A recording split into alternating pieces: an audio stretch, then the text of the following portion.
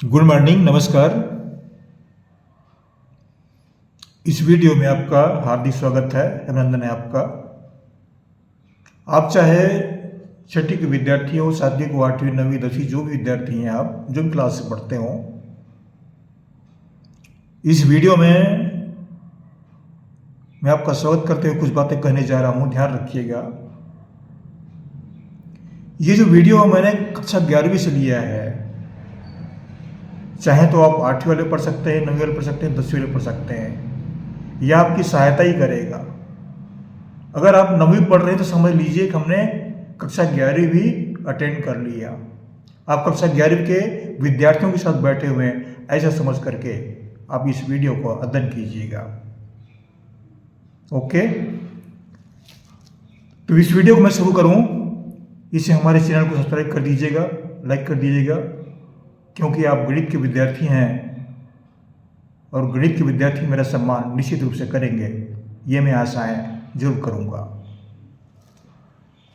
तो देखिए, ये जो प्रश्न लिया गया है, ये क्रमशः एवं संचय कक्षा 11वीं के अंतर्गत पढ़ते हैं। कभी कभी 12वीं में दे दिया जाता है, लेकिन ये प्राय देखने में आता है कक्षा 11वीं में पढ़ते हैं। इसको इंग्लिश में बोलते हैं परमुटेशन एंड कॉम्बिनेशन। इसमें हमने प्रश्न लिया है, निम्नलिखित को क्रम गुणित में लिखिए। क्रम गुणित का अर्थ क्या है? इसको इंग्लिश में फैक्टोरियल कहते हैं। फैक्टोरियल के नाम से ज़्यादा परिचित होंगे आप। फैक्टोरियल जो है ना, ये शब्द ना जुबान से जल्दी निकलता है। ये हिंदी में इसको क्रम गुणित कहते हैं। क्रम गुणित का अर्थ समझिए, क्रम से गुणा करना। इसके अर्थ को समझे रखिए। क्रम गुणित मतलब होता है क्रम से गुणा करना। ये प्रश्न आप देख रहे हैं, पहला प्रश्न है 5 गुणित 6 गुणित 7 गुणित 8 गुणित 9 गुणित 10 गुणित 11 गुणित 12। इसमें बिंदु लगे ना, ये गुणा के चिन्ह है, ये डाट बोलते हैं, गुणा के है ये। और मैंने दूसरा प्रश्न लिया है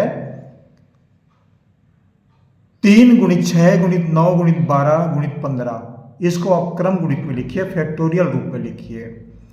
अब फैक्टोरियल रूप में कैसे लिखेंगे, कैसे हल करेंगे? चलिए पहला प्रश्न शुरू करते हैं।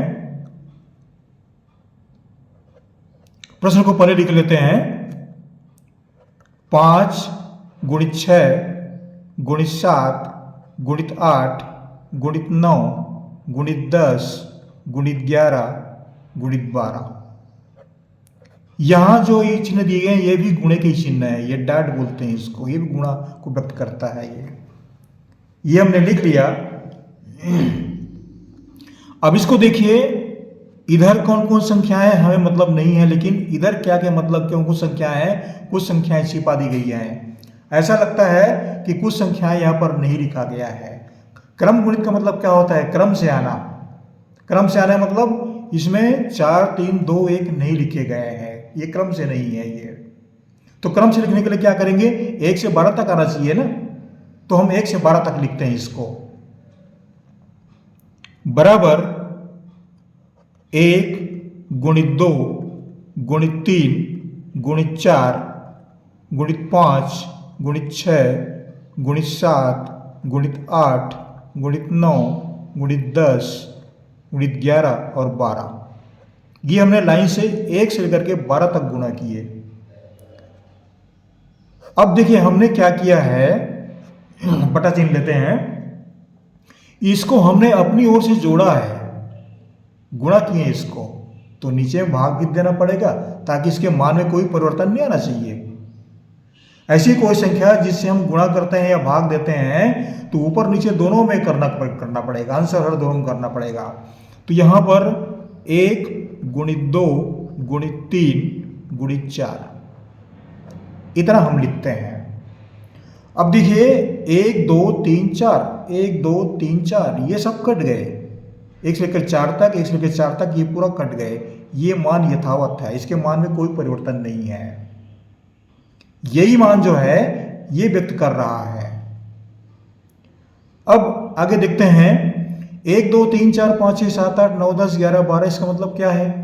और 1 2 3 4 इसका मतलब क्या होता है? यही जो है वो फैक्टोरियल 12 को व्यक्त करता है। फैक्टोरियल 12 मतलब 12 से शुरू कीजिए और 1 से 1 तक समाप्त। फैक्टोरियल 4 का अर्थ क्या है? 4 से शुरू कीजिए 1 में जाकर के समाप्त। तो हम लिख देते हैं इसको हम पलट देते हैं, आसानी होगी। चाहे तो आप डायरेक्ट भी लिख सकते हैं, फैक्टोरियल 12 बटा फैक्टोरियल 4, आप ऐसा भी लिख सकते हैं, लेकिन मैं थोड़ी सी इसको परिवर्तन करने जा रहा हूं। मैं 12 गुणित 11 गुणित 10, 11 10 के बाद 9 गुणित 8 गुणित 7 गुणित 6 गुणित 5 गुणित 4 गुणित 3 2 और 1 बटा, इसको पलट दे रहा हूं मैं, इस संख्या को पहले लिख रहा हूं 4 गुणित 3 गुणित 2 गुणित 1। अब 12 से लेकर के 1 तक, इसका मतलब आप समझिए यह फैक्टोरियल 12 कहलाता है। ये फैक्टोरियल 12 और 4 से लेकर के 1 तक 4 3 2 1 ये क्रम से है ना, एक एक कम होते जा रहा है। ये इसमें एक एक कम होते जा रहे हैं, इधर से एक एक बढ़ते जा रहा है, इधर से एक बढ़ते जा रहे हैं, क्रम से है ये। तो इसको फैक्टोरियल 12 कहते हैं। और ये जो नीचे राशि लिखी गई है ये कहलाता है फैक्टोरियल 4, फैक्टोरियल 4। तो ये आंसर होता है पहले प्रश्न का। तो आशा करता हूं ये फैक्टोरियल के जो अर्थ है वो आप समझ गए होंगे। फैक्टोरियल माने क्रम से वो 1 तक आएगा तभी वो फैक्टोरियल कहलाएगा, वो क्रम गुणित कहलाएगा। क्रम से मतलब 1 तक पहुंचेगा ही, ये उसका आशा है। चलिए अब दूसरा प्रश्न लेते हैं। पहला प्रश्न हल हो गया, दूसरा प्रश्न क्या है? 3 6 9 12 15 इनको गुणा किया गया है।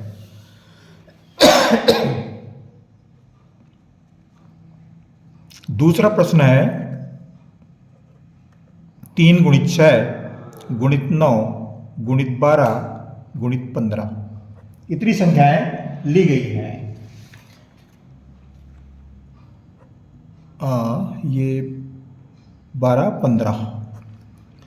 अब इसमें देखिए ऐसा लगता है कि इसमें 3 छिपा हुआ है, 3 का गुणा सब में है। 3 दूनी 6 3 3 9 3 चौक 12 3 5 15, तो 3 को अलग कर देते हैं। पहला काम यही करना पड़ेगा, तब ये फैक्टोरियल रूप में आएगा। तो पहली संख्या को हम लिखेंगे 3 गुणित 1,